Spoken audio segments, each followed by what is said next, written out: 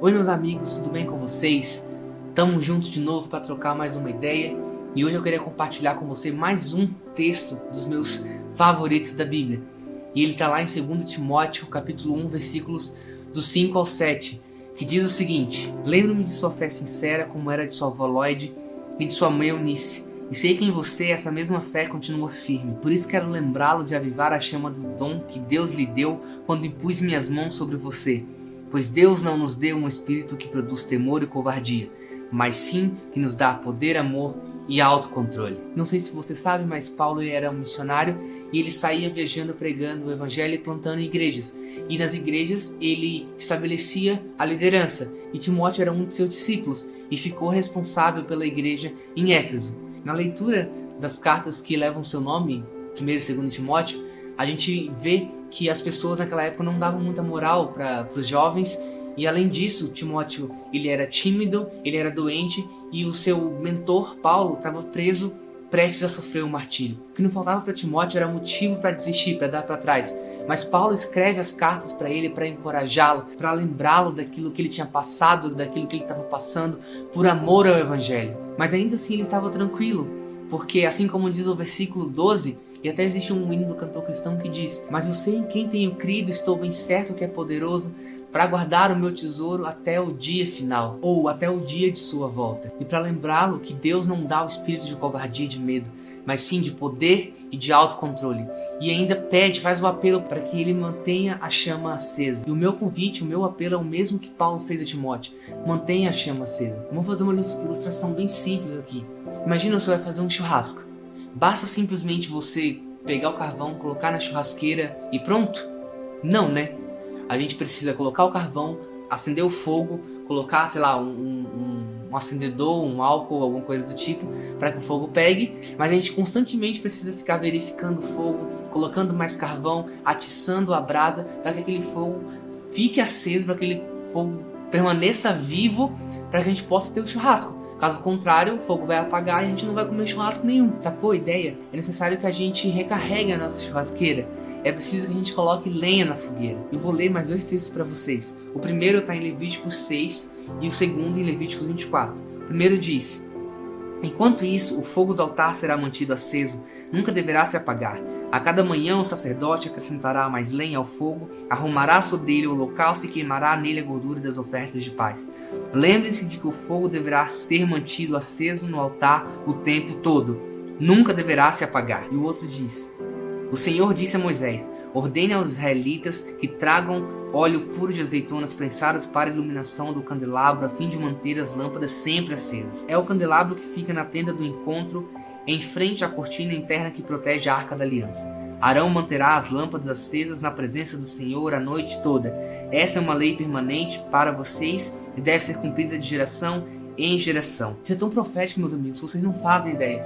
Hoje nós não necessitamos mais de sacerdotes. Todos nós somos sacerdotes. Nós não dependemos de terceiro para ter um encontro com Deus, para ir na Arca da Aliança, para ir na tenda do encontro, para ir no Santo dos Santos, para oferecer sacrifício, para se encontrar com Deus e fazer propiciação pelos nossos pecados. Todos nós somos sacerdotes. Nós temos livre acesso a Deus. Nós podemos chegar na presença dele. O Santo dos Santos, que era um lugar físico, hoje em dia é o nosso íntimo, é o nosso interior. Então nós não precisamos terceirizar a nossa fé para que outros façam aquilo que nós podemos fazer. E também nós não podemos terceirizar o nosso ofício de sacerdote. É função nossa manter a chama acesa, é função nossa colocar lenha na fogueira, é função nossa oferecer sacrifícios a Deus. E como é que eu posso manter a chama acesa?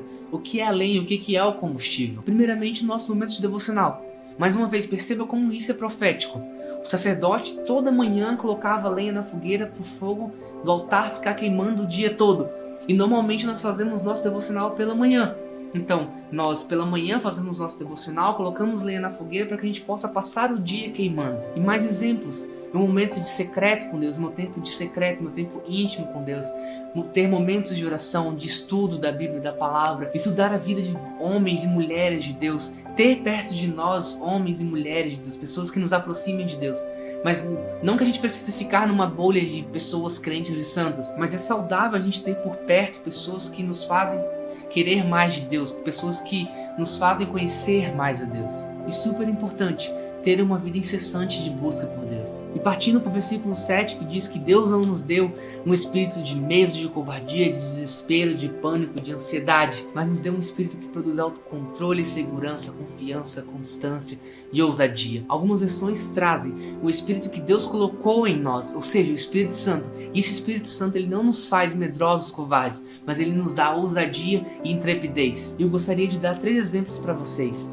O primeiro, como a gente já conversou, são os discípulos a caminho de Emaús. A gente conhece toda a história e lá no final, quando eles reconhecem o mestre no momento do partir do pão, eles, mesmo sabendo que era perigoso viajar aquela hora da noite, eles largam tudo que eles estavam fazendo e retornam para Jerusalém para contar às pessoas que tinham encontrado com Jesus. O segundo exemplo é quando Pedro e João são levados para o templo porque estavam pregando o evangelho. E eles são acusados, falam que vão prender, que vão matar e eles estavam correndo perigo. E quando eles são liberados, eles voltam correndo para a igreja, mas eles não oram a Deus para que cessasse a perseguição. Pelo contrário, eles juntam com a igreja e oram para que, apesar das circunstâncias, Deus desse coragem para eles continuassem pregando o evangelho. Porque, como diz o texto, eles afirmam: nós não podemos deixar de falar, de anunciar aquilo que nós temos visto e ouvido. O terceiro exemplo é o chamado de Eliseu. Ele estava lá trabalhando, ele era fazendeiro, então Elias chega para ele, não fala nada, só coloca a capa em cima dele, ele recebe a mensagem e instantaneamente ele fala: eu vou com você, só deixa eu despedir dos meus pais.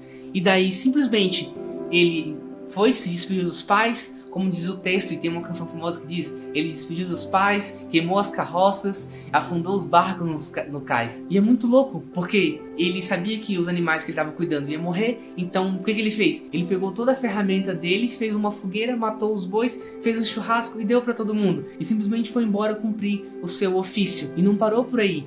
Mais pra frente, quando a gente lê o texto, a gente vê que ele pediu para Elias porção dobrada, ele queria fazer o dobro daquilo que Elias tinha feito. E quando a gente lê toda a história, a gente realmente vê que isso aconteceu, se concretizou na vida dele. E os feitos dele foram o dobro do que Elias havia feito. O cara realmente tinha que ser muito louco para poder queimar tudo que ele tinha, largar, afundar, despedir os pais e sair para poder viver aquilo que Deus tinha chamado ele para fazer. E esse foi o pedido que Paulo fez a Timóteo, para que ele não se deixasse levar pelos perrengues, para que ele não se deixasse abalar, mas para que ele se enchesse dessa ousadia, dessa coragem, dessa intrepidez para cumprir o trabalho dele como pastor. E essa é a minha luta diária, minha luta constante, para que eu consiga manter a chama acesa, a chama viva em cima do altar, e para que eu me deixe ser conduzido, guiado por esse Espírito que Deus colocou dentro de mim, e para que eu possa ser aquilo que diz no versículo 15 do capítulo 2, um trabalhador aprovado por Deus, que não se envergonha do Evangelho e que maneja e que ensina corretamente a palavra da verdade. Mais uma vez eu quero fazer esse apelo para você: mantenha a chama acesa, mantenha a chama viva em cima do altar, que o seu coração queime dia após dia por Jesus, e que você arda tanto por Jesus que as pessoas que estejam em volta de você possam sentir esse calor.